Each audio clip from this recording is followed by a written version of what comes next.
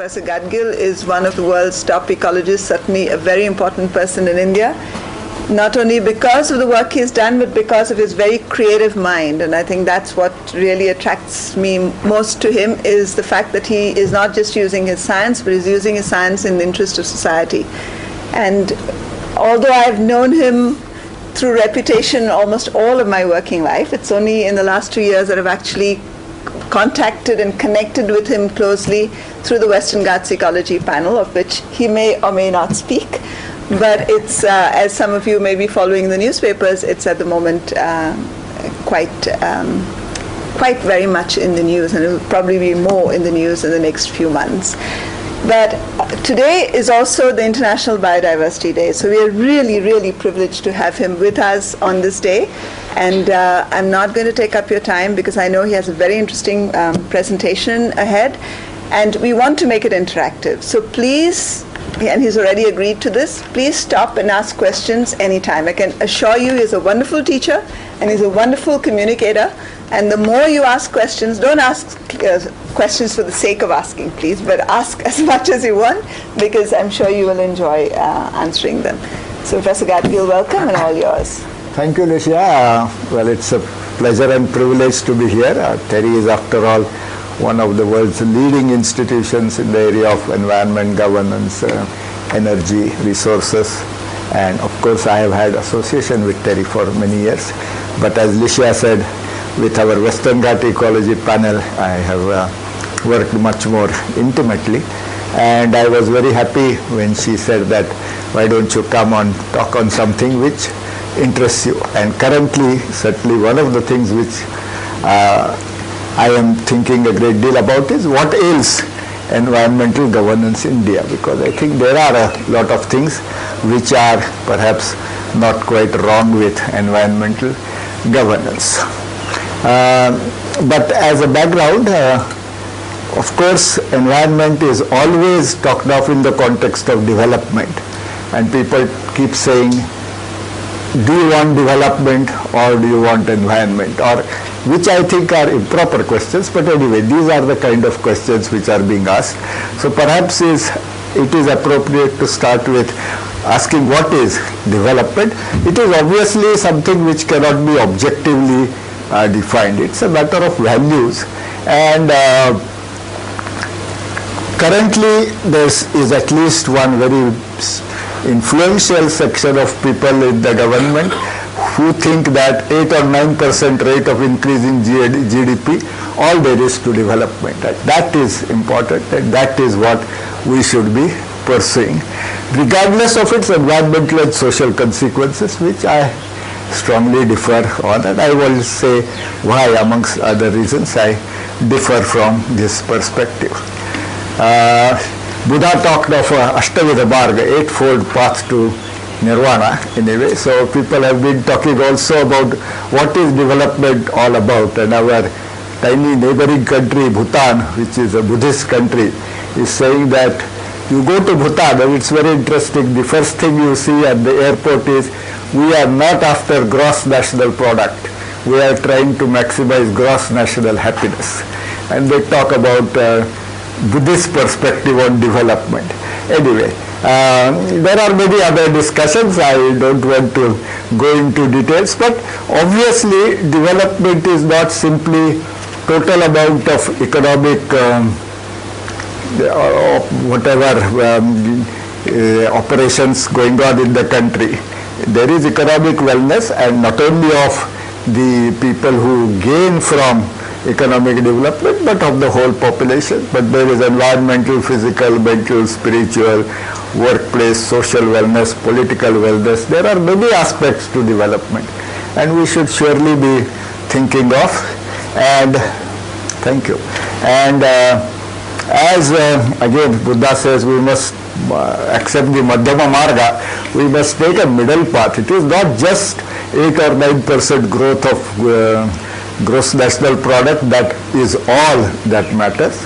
There are conflicts in attempting to arrive at that growth rate, and therefore these conflicting demands of economic development, environmental health, social harmony also There are many examples of how this pursuit of economic growth for its own sake has led to social strife. We should all be thinking of that, and a proper balance between all of these must be arrived at. And I personally believe we cannot accept the hegemony of rate of growth of GDP to the exclusion of other considerations, which I think is one of the central issues of what ails environmental governance in India, is this thinking that all that matters is economic development, and not economic development in the sense of really living standards of all people, but simply the gross national product, an abstract thing. Maybe much of that pie is being swallowed by a very tiny fraction of the population. So these are issues that one must think of. To take, these are general things. I think what one should talk also is in the context of very specific examples. So I would try today to talk about a number of specific examples using which I want to try and explain these general points which I am making. So one of the very striking instances of what I think is wrong the way environmental management is viewed is this exercise called Zonal Atlas for Siting of Industries. A few years ago, maybe 10 years ago, a large grant was received from German Aid Foundation. Government of India accepted it, and through the Central Pollution Control Board and all state pollution control boards, they started this exercise with also some German technical help of preparing a spatial database. And that spatial database was of pollution assimilation capacities and existing pollution loads, so that you can prescribe where additional industries, additional pollution generating industries can be located, where they should be avoided because already there is no further possibility of adding to the pollution load. Large number of officials of at least the state pollution control boards worked with great interest on these, and I met one of them. He had worked on the Ratnagiri district zonal atlas, and he was feeling very depressed because almost all these have been suppressed. They have not been allowed to see the light of the day.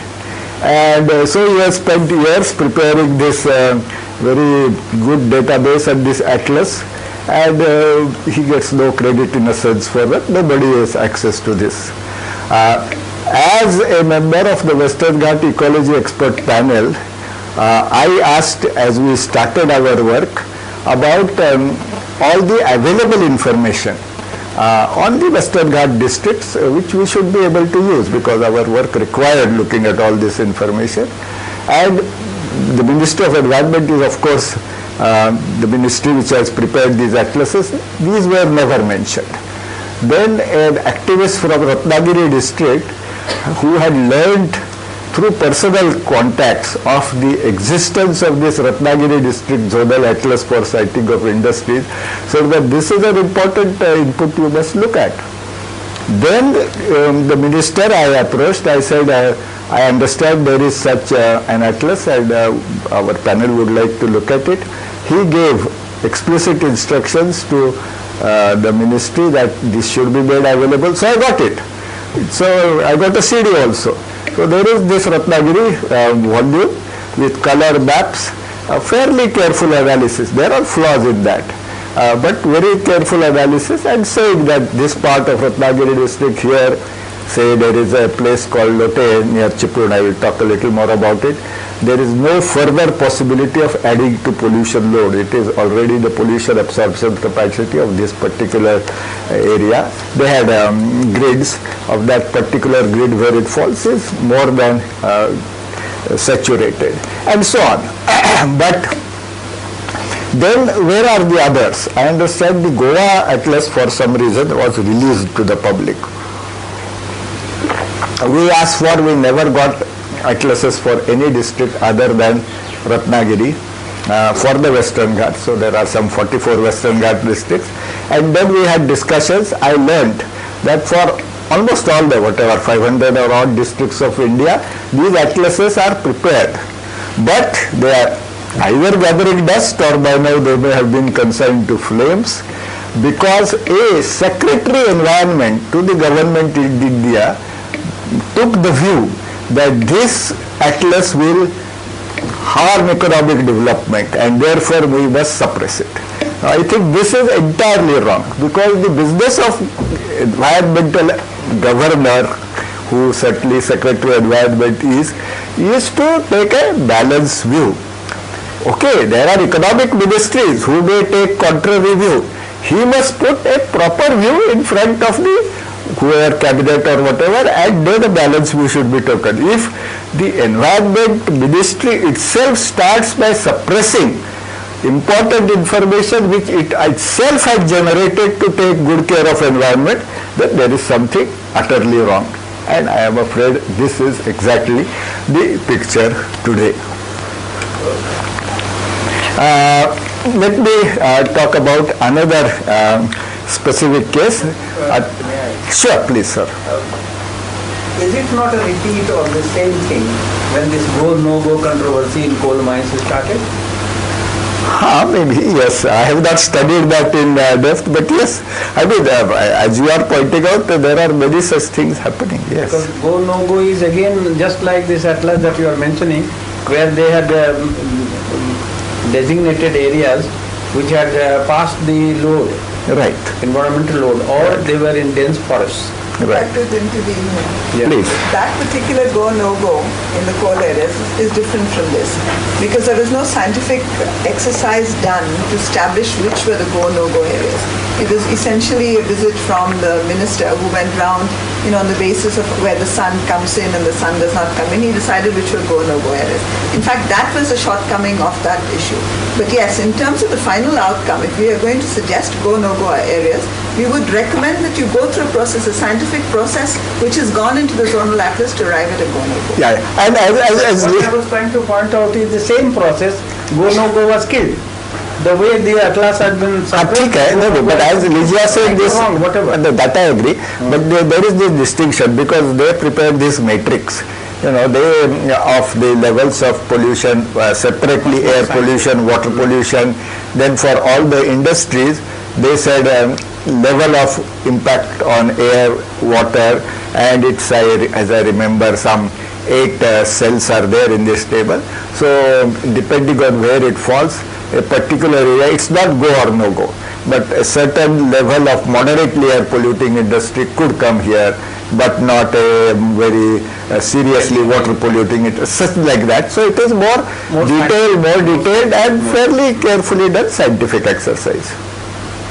But as I said, as you say, it is certainly suppressed quite unjustifiably, I mean, in a wrong-headed way, I would say. Now this Athirappalli hydroelectric project, which is a project in Kerala, which has been going on for a long time, being insisted that it should be executed. There is a very interesting organization in Kerala called River Research Foundation. These are technical people, but voluntarily they are looking at the health of rivers in Kerala. And there are agricultural scientists, there are engineers, including water resource engineers, electrical engineers, people like that working for it. So they did a very careful analysis of this Athirappalli project.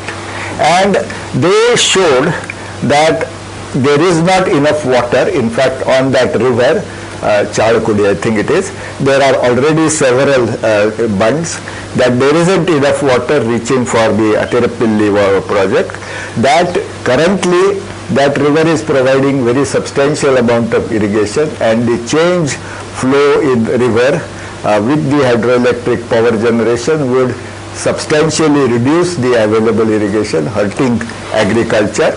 That there is a major waterfall, and the hydroelectric project would essentially mean the waterfall would stop, the water would stop flowing there, it will go dry. It's a major tourist attraction and a major source of income in that locality. And it will destroy what is the last low elevation riparian forest. The riverside forests are particularly rich in biodiversity. In Kerala, this is or in fact almost over the entire Western Ghats, this is amongst the, or possibly the last such low elevation riverside forest. So all of this will happen. Now there was an open meeting where the engineers from Kerala Electricity Board and so on were invited. They came in very large numbers.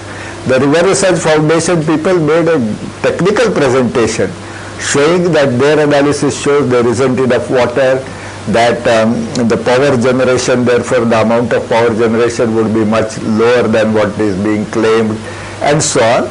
The board, electricity board and other people could not refute their arguments. So it appears that they were correct, that it is not a economically, technically and certainly environmentally justifiable project. But there is a continual pressure for having that project. And there is currently a debate going on in Maharashtra which perhaps tells you why there is so much political pressure for having these river valley projects. There are now statistics being shown in Maharashtra that over last, I think, 10 years, thousands of crores have been spent on irrigation projects, but there is hardly any additional irrigation available to agriculture. The way these projects are done, there is one particular dam. It started with an estimated cost of 10 crores.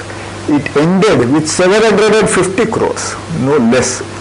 And who knows how much of this 750 crores was shared amongst whom. But surely all sorts of dams are being built, not because they are going to serve genuine national economic interest, irrigation interest, or really produce power, but because they make an opportunity for corruption. This is, and now the Maharashtra government was trying to get away from having to produce a white paper on all these issues, but they have been forced to. A lot of this is coming out. So there is no question that many of these projects are being pushed not for reasons of genuine economic fulfillment out of these projects, for other kinds of reasons. But government statistics, in government of Maharashtra statistics does show increase in irrigation area and all. That they are going back and forth, and now this white paper will presumably bring this out, and there is a dispute. Yes, the irrigation minister came up with some statistics saying that it has increased, but there is a lot of others in the opposition who are claiming that he is showing statistics which is not the proper statistics. I do not know. I mean, yeah. So this will be gone into. If he really was sure and that genuinely it had been a major increase, they would not have taken 2 weeks to agree to produce this white paper also. I think it is quite suspicious.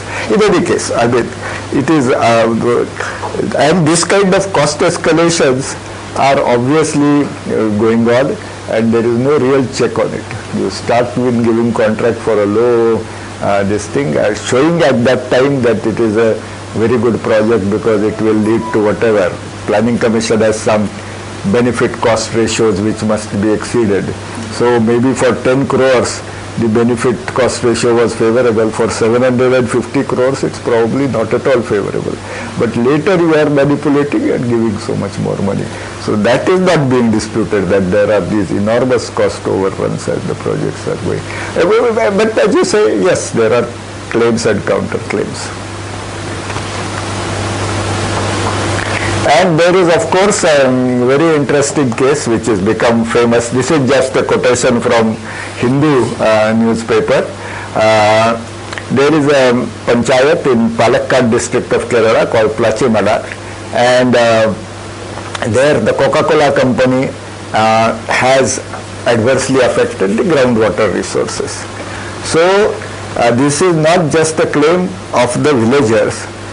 Government set up, I think, a 13-member technical committee to estimate the economic cost of overdrawal of groundwater by Coca-Cola factory, and the figure is something very substantial. I am forgetting 300 crore rupees or something, some very substantial figure.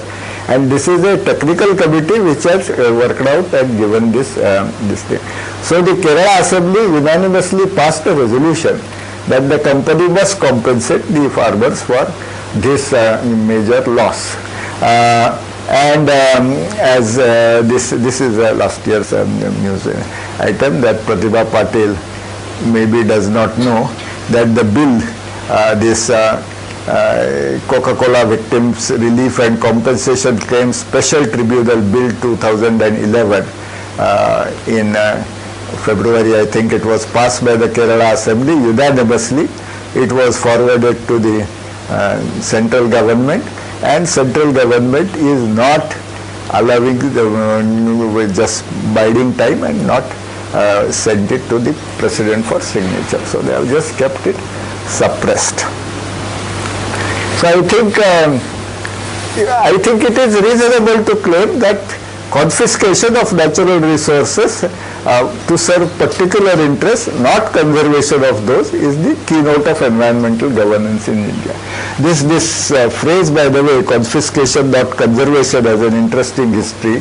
It was first used, I think, in 1860 by a British collector, I think, in Madras Presidency, when the British government's forest department made proposals to take over huge areas of community managed forest and make it government reserve forest. And this British collector said that he doesn't agree that this is forest conservation. He says it is mere confiscation. So confiscation, not conservation, I think it's quite reasonable to accept that this is what primarily going on, and the environmental governance is supporting it.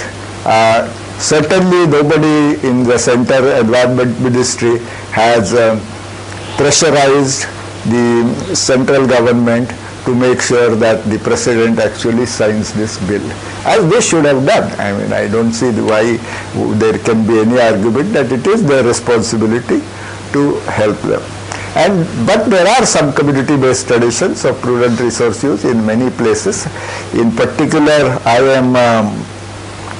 had a long association with a village called Mendhalekha in Gadgil district of Maharashtra. This is one of the most Naxalite violence-prone districts of Maharashtra, and this is where there was a traditional system called Nistar from British times, and Nistar records clearly say this is community rights. Nistar are community rights. So on the basis of those community rights, now finally on the basis of Forest Rights Act, large areas have been given as community forest resources. And initially the criticism was that they will never be able to manage properly. There will be all sorts of problems. Very interestingly, Mendhalekha has the largest of such community areas which remain government land, but which is now with the community for management, 1800 hectares. And where the government was getting, by auctioning bamboo, no more than 30 lakhs.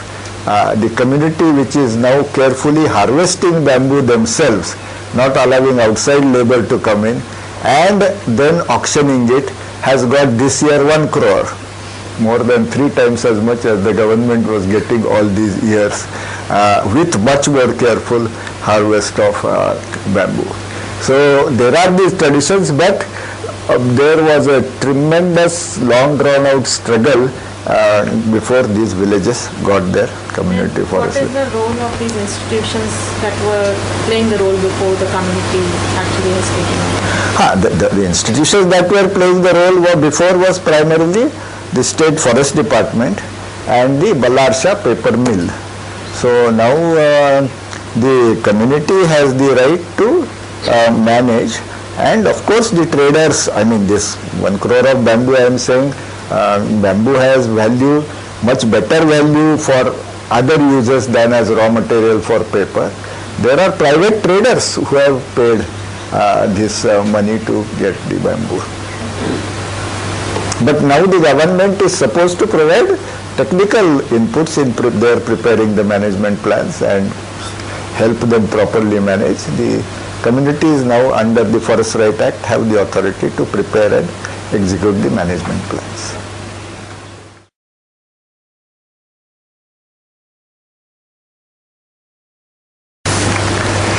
Now another, I want to give you a little more detailed study, a case study of environmental governance. This is with respect to a windmill project of a company called Enercon in Maharashtra.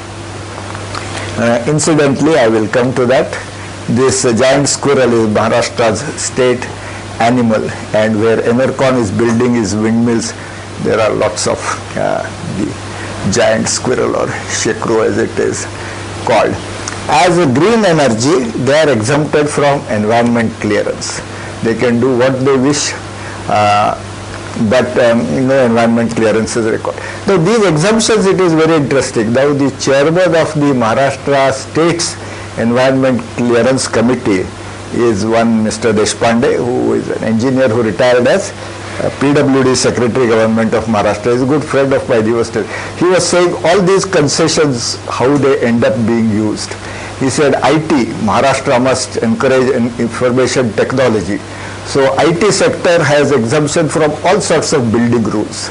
And they have built some 18-20 story buildings in Mumbai in the midst of dense construction without any fire escapes whatsoever.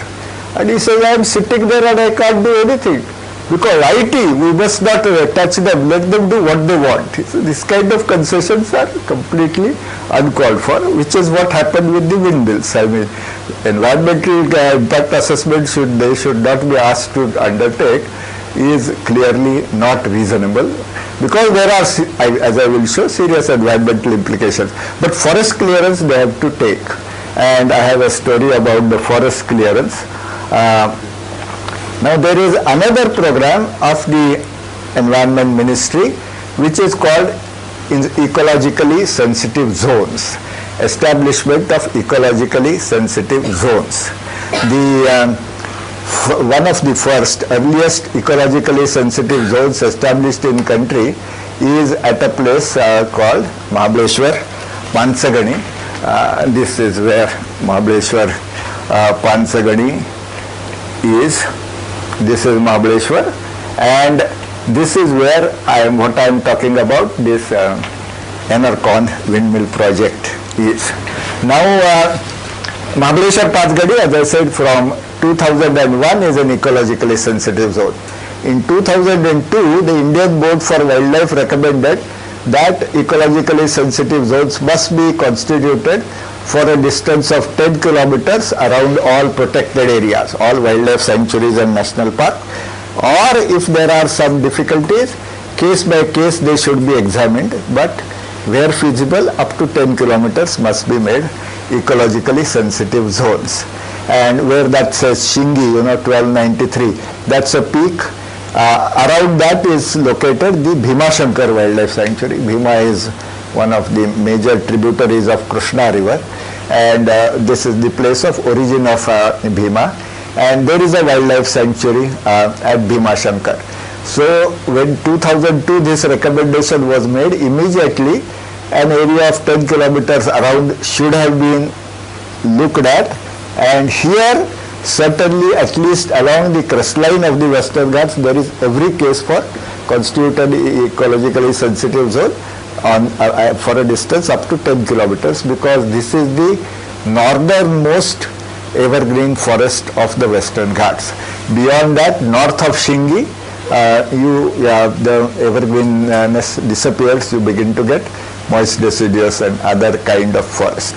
So this should have been protected immediately, but no action has been taken so far, and finally 2 years ago a windmill project has been sanctioned. And just to give a little example of the kind of interesting creatures that are there in this forest where the windmill project has come up. this bumblebee, Xylocoppa trancaberica, is one of the very few animals, insects in the whole world possessing color vision in dark. And so there is a lot of interest in that, and people are working on this Xylocoppa trancaberica, this bumblebee. And Heterophragma quadriculare is one of the common trees there, and it is in the crevices that this Xylocoppa lives. So this area has a lot of very interesting biodiversity. And the reason, of course, why it has been preserved and why this became a sanctuary is because at the origin of the Bhima river, you have a large sacred grove. And this is the Gupta Bhima, it appears from there, and they have treasured, guarded traditionally as a sacred grove, which is why you have a very good core area for the wildlife sanctuary. Now here is a map showing the Bhimashakar Wildlife Sanctuary's boundary is this line. So this would have been the blue line would have been the 10 kilometers. This should have been at least examined for being constituted as ESZ. And those pink are the windmill locations. So very large number of them have come within this 10-kilometer zone. Now when this proposal for the windmills came up in 2008, a range forest officer in that area, Chakal, he gave the following report saying that it's an evergreen biodiversity rich forest, adjoins Bhimashakar Wildlife Sanctuary and has contributed substantially to its maintenance of environment balance there. It has giant squirrel, wolves, jackal, hyena, peafowl, barking deer, panther and other wild animals and a lot of rare medicinal plants. And he said the project should not be accorded permission. Promptly his boss gave another, I think 10 days later, sent a letter to the central ministry saying that the project area as such does not have any significant wildlife. You saw that whole list which the RFO had. And subsequently, recently, I went and stayed 4 days in a school in this village Kharpur, which is in the heart of the Enercon project, and we have good evidence of all these animals even today. I personally verified it also. And then he said least distance from so on, and there is no contiguous forest area, which is simply untrue. You will see the Google map itself shows there is a contiguous forest area, and he says there is bushy growth more than trees. Basically, and I have just few quotations, it's a deliberate distortion of facts to say, okay, go ahead, give the forest clearance. The RFO's letter was surfaced through an RTI application. It was otherwise not on record. And here are our photographs where there is nothing but bushy growth. Is that in fact it's a midst of thick semi-evergreen forest. Large amount of very good evergreen forest has been destroyed to make the roads to these windmills. There are Reddy Burgess, my colleague at the Indian Institute of Science, who has worked for years on giant squirrel, this Maharashtra's state animal, has recently photographed giant squirrel nests in the project area. I mean, there is abundant evidence. Then there has been issue of environmental damage, huge landslides. The roads have been constructed very shoddily. Landslides, they are affecting lot of natural streams, agriculture. There are, interestingly enough, the same Maharashtra Forest Department which has given this clearance, making all these statements, had constituted a few years ago what is called a medicinal plant conservation area. In actually Maharashtra, Karnataka, I think 2-3 states, they had identified areas which are particularly rich in medicinal plants, and for in situ conservation they had constituted them as medicinal plants conservation areas. So right there within the windmills impact area is one Kharpur medicinal plants conservation area, and all these important medicinal plants are there. So there is absolutely no question that there is serious deleterious environmental impact, serious destruction of forest wildlife resources. There is no question that this area ought to have been years ago constituted an ecologically sensitive zone. None of this is happening. Additionally, the AIG Forest, while giving this clearance in December 2009, has said that the free movement of local villagers in the area should be ensured, because on the plateaus here there is a buffalo keeping pastoral tribe called Dhangar Gauris. There are many such habitations where the windmills now are claiming the hills, and the condition was that they should be permitted free movement. And here you are at the base of the hills, they have set up barriers and they have cut off access of all people from those hills, which is completely against any law. I mean, apart from environmental clearance, forest clearance and so on, they had no authority to take over the whole hills.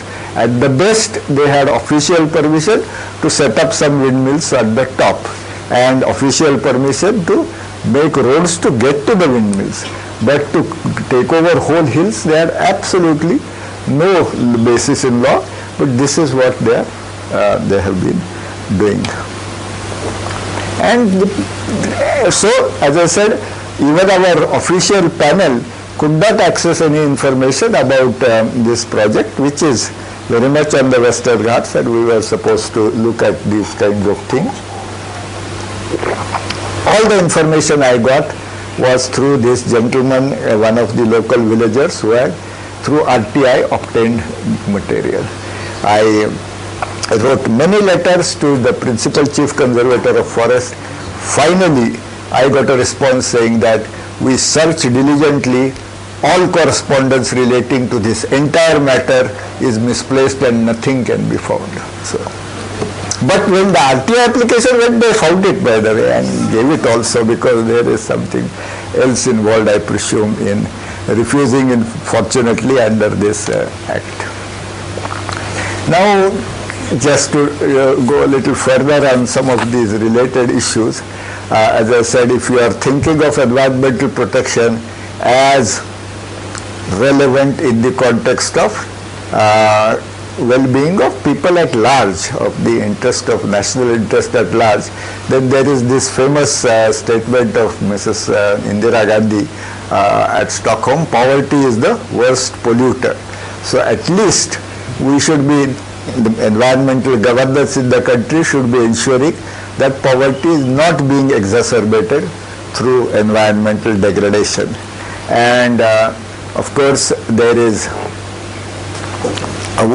acts like Air Act and Water Act and so on to make sure that environmental is protected. And of course, one of the outcomes of the environmental protection should be to secure the livelihood basis of people. As part of our recent studies, we looked fairly carefully at a chemical industry complex at a village called Lote Maharashtra Industrial Development Complex near Chiploni in Ratnagiri district of Maharashtra. This has unbelievable levels of pollution. They have a common inflow treatment plant which does not work. Maybe it said in the last, the common influence treatment plant does not work. There are a lot of natural springs in that area on which people depended for agriculture and for their drinking water. Most of those around this Lote have become Vishanadya or whatever you call, poisonous springs, poisonous rivers. Then the major river Vashishti and the creek called Dabhol Creek, that has become exceedingly polluted, and it was one of the richest fisheries of this region. The fisheries have suffered very, very badly. Then there are other things which happen.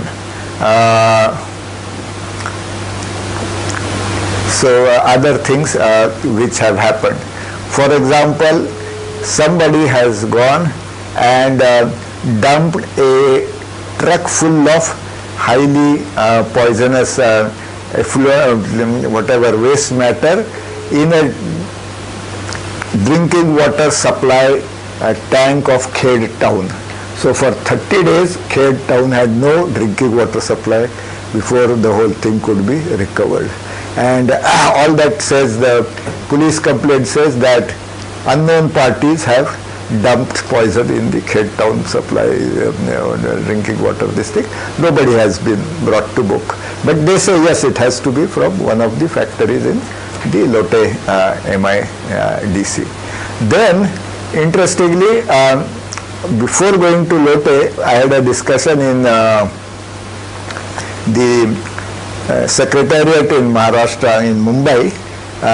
The officers assured that there was a very active citizens committee overseeing environmental management at the Lote MIDC, and there were also at the Ratnagiri district level under district collector's chairmanship. So I went to Lote MIDC and I requested the pollution control board to convene a meeting of this committee. They did, and the members came and they said this is first time in 2.5 years that we are meeting, and they read out the minutes of their earlier meeting, said that not a single word of the recommendation has been acted upon. No meetings are taking place. If they are telling you that there is an active committee which is looking after this problem, it is simply not true. Then I went and asked the Ratnagiri district collector that I am told that in your district there is a very active citizens committee looking after environmental issues. Who are the people? I would like to meet them. Well, he said there is a proposal to set up such a committee, but it does not exist. But in Mumbai Sachivalaya, they with complete confidence tell you, and people who do not go down to the ground believe them, I am quite sure, that yes, there are all these committees functioning maybe throughout Maharashtra, throughout the country, and none of them actually exist on ground. Then how do they react to people's protests? The Pollution Control Board initially had an office at Lote MIDC. When there were all these problems and protests began to gather steam, they simply moved that office 40 kilometers away. That is the only action they took. And then the next action they took, that the collector can now declare every time people are protesting, whatever section 144, and not allow people to gather together. They gave a list. This is official list from the Ratnagiri district collector's office of the number of days on which this Jamao Bandi was declared. In a space of 600 days, on 191 days there is Jamao Bandi. So you are not allowed to protest, is all the reaction. The pollution is not actually being controlled, and certainly agriculture, fisheries, a whole lot of serious, the weaker sections of the society there are suffering from it. So now question is, why is this going on? And I think the answer is that the India's economic growth is, at least in good part, being fueled by permitting high profits, by allowing environmental degradation, which is also exacerbating poverty. This is very nicely captured in this famous so-called toxic memo of Larry Summers. Larry Summers is one of the most influential people in the world today, I guess also. At the time he wrote this memo in 1991, which is, I guess, when we started our liberalization, he was the chief economic advisor of the World Bank. Later, under President Clinton, he became Secretary of Treasury, which is like our Minister for Finance Minister. And later he became, after Clinton was replaced by Bush or whatever, he became President of Harvard University, whose advice we are always asking for various things. And here is the memo, verbatim. He says, the measurements of the cost of health impairing pollution depends on the foregone earnings from increased morbidity and mortality. From this point of view, a given amount of health impairing pollution should be done in the country with the lowest cost, which will be the country with the lowest wages. I think the economic logic behind dumping a load of toxic waste in the lowest wage country is impeccable, and we should face up to that. And so India should remain one of the lowest wage countries. India should not rise above this poverty, because then is when all this foreign direct investment which we are hungry for will keep coming. And of course, as we know, the level of profits in industrialized countries is very low. Here people, well, of course, the mining industry's profit nobody can count. The mine owners themselves openly told me that the profit levels are obscene. But there is no record, so you don't know. Maybe it is whatever percent. But elsewhere the profits are 15%, 18% very routinely. And the German industry can make maybe 2%, 3%. So if you want to invest capital where you can get much better return, then you must invest in countries where environmental and social concerns do not exist and are ignored, so that high levels of profits are possible. India and China are two major countries which are permitting this. Both are allowing tremendous environmental degradation and allowing all sorts of suppression of social dissent, and permitting and therefore have become so-called engines of world economic growth. But you must note that there is a great contrast in the strengths of the two countries to pursue policies which they think is in national interest. India, the latest figures as I saw, maybe there are economists who will correct me, India is earning 60 rupees of foreign exchange through exports, when it is spending 100 rupees of foreign exchange for imports. So all the time we are deeply in red, and that is being managed by asking for more and more FDI, and more foreign direct investment is the only way we can keep our head above water, and more foreign direct investment will only come if we allow exorbitant levels of profit through devices such as allowing for pollution and allowing for suppression of dissent. So I think at the heart of deficit of environmental governance is really a total lack of honesty of purpose and execution on part of state agency. There is no evidence of any environmental management agency at the state level or at the center of any honesty of purpose or execution. Now, very interestingly, I have an opportunity through various connections to hear a lot of secretaries to Government of India. So recently I was struck when these 12th plan formulations were going on. Power Secretary says, I am from Himalayas and see the folly of all these hydroelectric projects in earthquake-prone mountain tracts. But as Power Secretary, it is my duty to promote power. So that's what I shall do. Environment Secretary, I am afraid, say none of this. He may or may not say officially, but of course nowadays they are also saying it officially, that it is not, our role is not to promote environmental clauses, but to brush aside all environmental concerns to promote economic development. I just recently, in connection with our Western Ghat Ecology Expert Panel report, this is specifically the statement made by the ministry, that the implementation of environmental protection reports will hurt economic development. So it is our business to suppress this. Not that we will, like Power Secretary said, this is our business to support environmental interests. Maybe the Prime Minister or Cabinet can take decision to override it. No.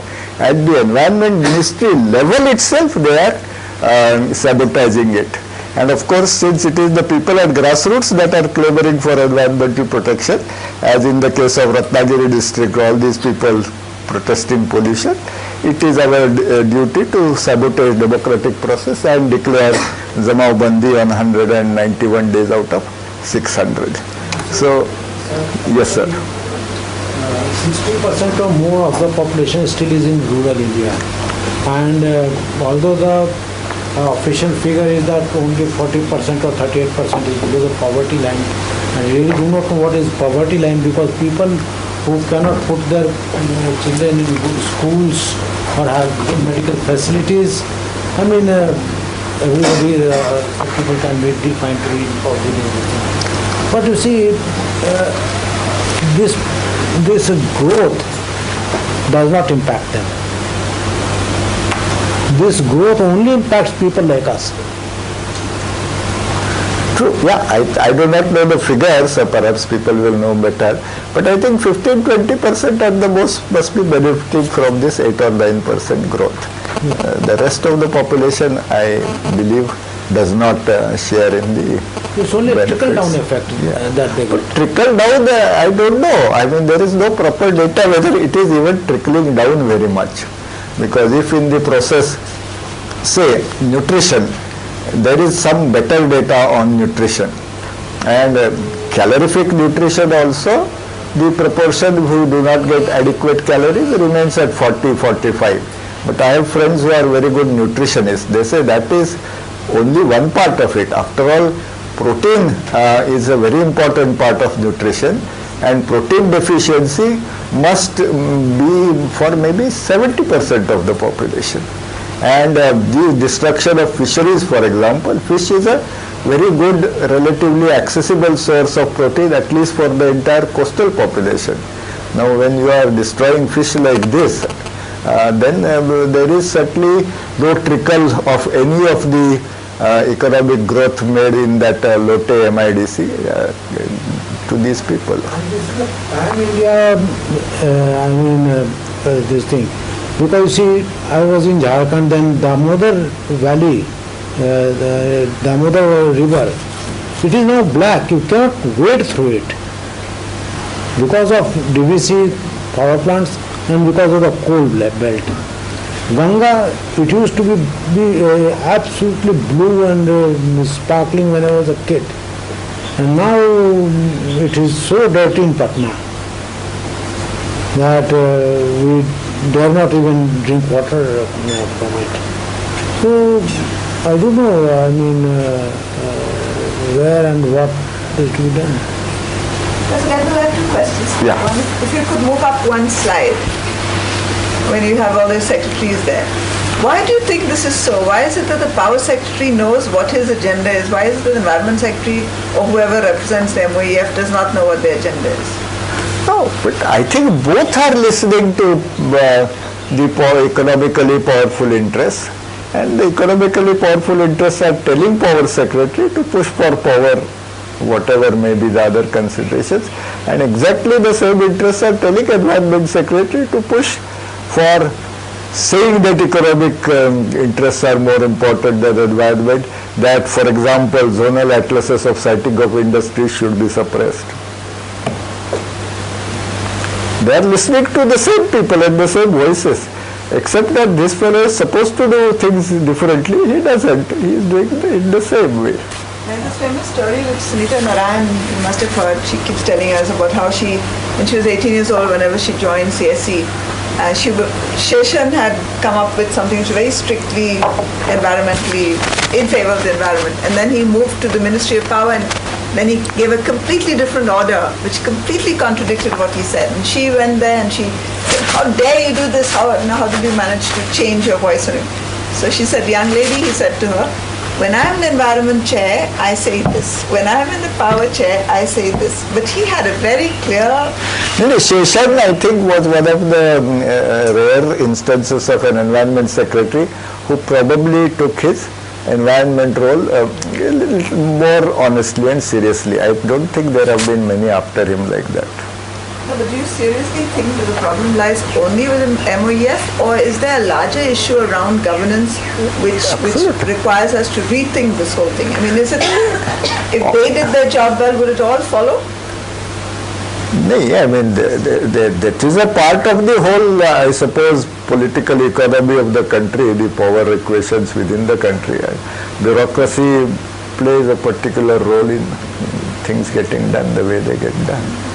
But it's not that bureaucrats, if they suddenly became different, which they cannot become given the situation, things will suddenly improve. I think the whole system has to. The governance really fades into corruption. What is corruption? What is governance? Becomes very, very.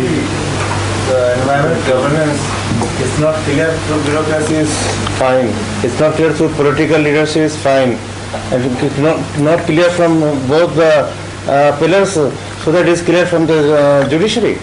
You see the glaring case of the Lafarge, and you see the judgment, and the Supreme Court is saying is a landmark judgment, and you see the behind the curtain, and Lafarge has been cleared.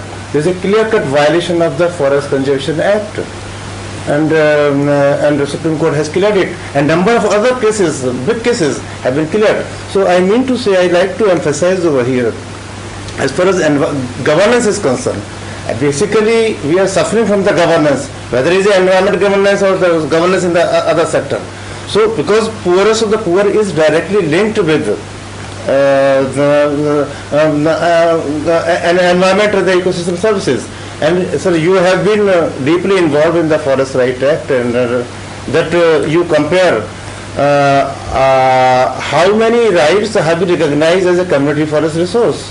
Very, very low in number, and compared to more than 12 lakh of the individual right to cultivate. Because, and you see the NC Saxena's report, Madhya Pradesh, Andhra Pradesh treated this in isolation for the vote bank.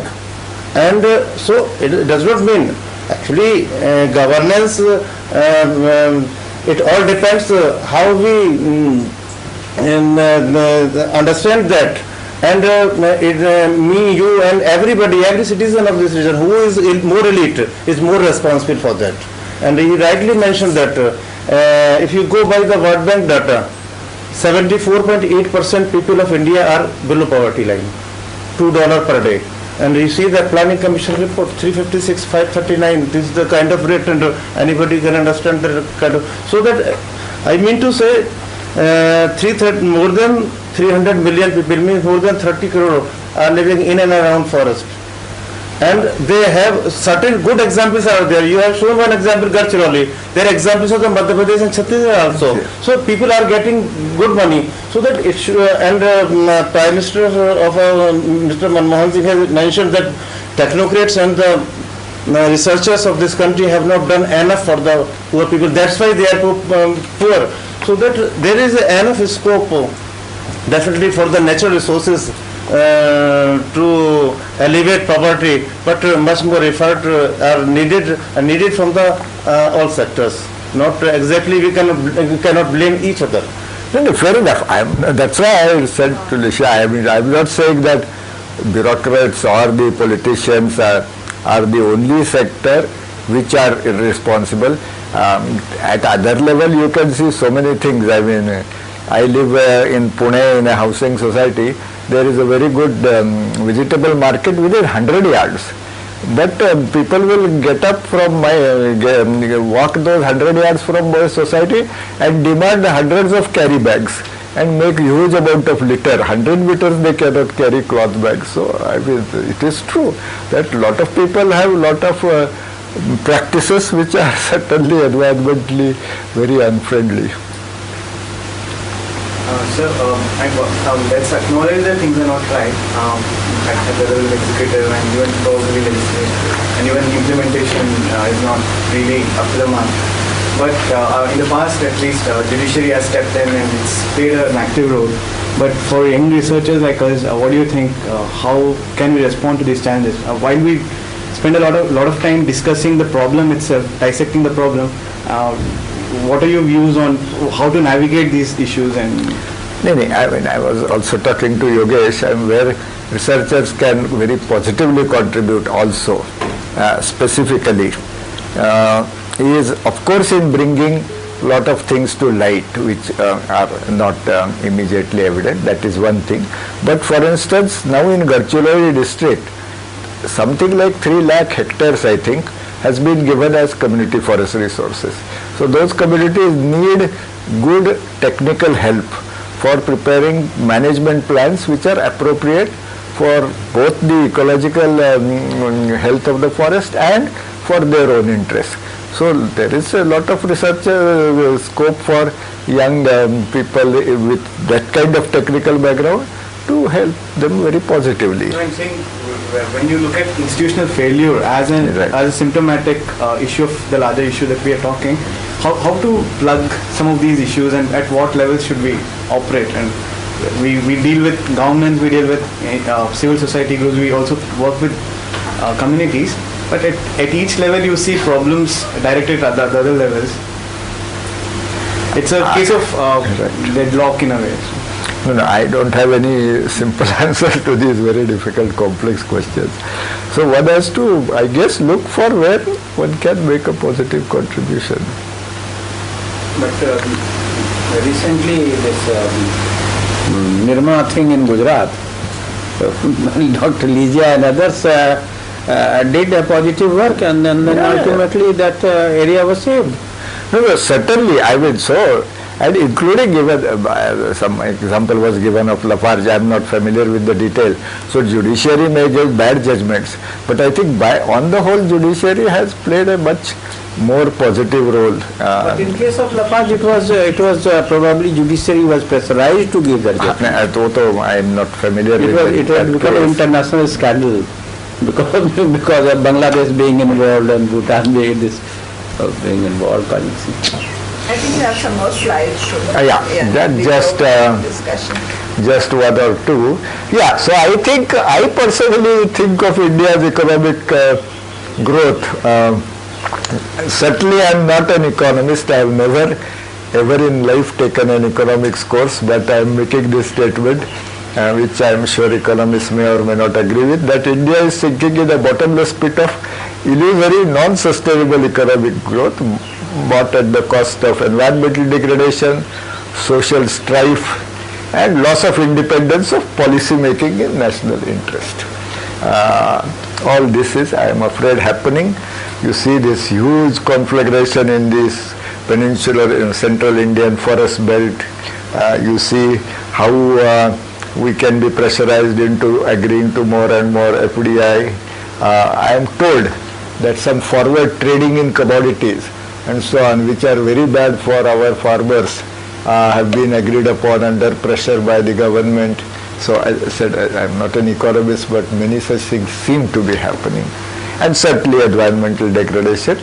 But I think the democracy, many of these things come to light, and even community-based environmental governance, as in Mandalika, others, is reviving.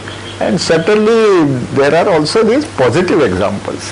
Maybe they are not by magnitude very substantial, but there are positive examples. And I think Right to Information Act has made a revolutionary difference to people's ability to cope with misgovernance. I mean, to bring it under some sort of check, beginning to, or even this Lokayukta expose in Karnataka of the mining mafia. And now I understand Goa has a genuinely good Lokayukta bill. I don't know if I have not looked at it, but that's what I am told.